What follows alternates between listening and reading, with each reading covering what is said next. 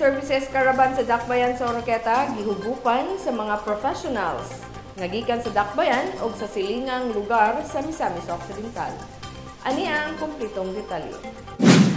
Mapasalamaton ang 1,015 ka mga professional sa Oroqueta City ug sa mga silingang lugar sa probinsya nga naka-avail sa Professional Regulation Commission kon PRC Services Caravan nga nagmalampusong napahigayon sa Oroqueta City niadtong November 25, 2023 didto sa Community Mall Town Center Kanubay, Oroqueta City.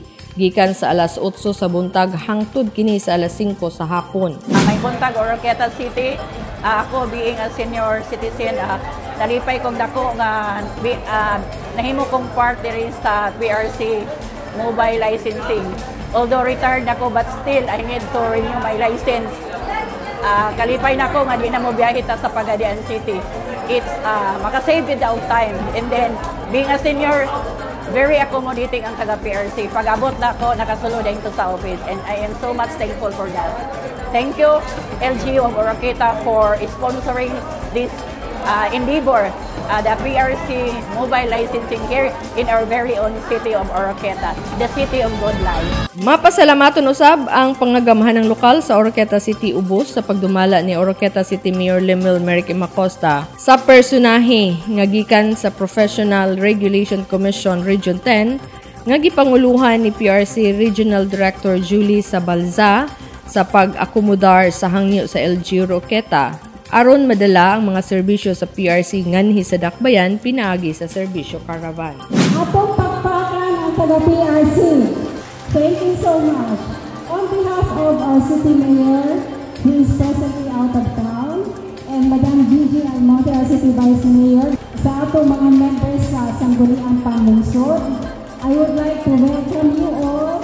So, thank you so much for your presence and even for inyong pagtangkilik sa serbisyo na gipaabot na natin dito sa PRC. Nakahatag kini og dakong kasayon ug kadali sa mga professionals nga makuha ang ilang katuyuan sa PRC sama sa pag-renew sa ilang professional identification card, pag-apply sa examination ug uban pa. Mao na kini ang dugay ng gipangandoy ni Mayor Acosta nga makabaton ang Dakbayan sa mga serbisyo sa national government. Usa na ang PRC Satellite Office isip capital sa Misamis Occidental. Mao na kini ang unang lakang ug dahuman nga masundan pa kini nga serbisyo pinaagi sa kolaborasyon sa PRC ug sa LGU Oroqueta. Mag-pray po ka, like a spray nga unta mabutahan na diri og Satellite Office ang PRC. Kay mao ginay gipaningkamutan ni Mayor Acosta nga matuman na gyud nga naay satellite office din sa Oroqueta. Together sa tanang effort po sa atong Sangguniang Panlungsod.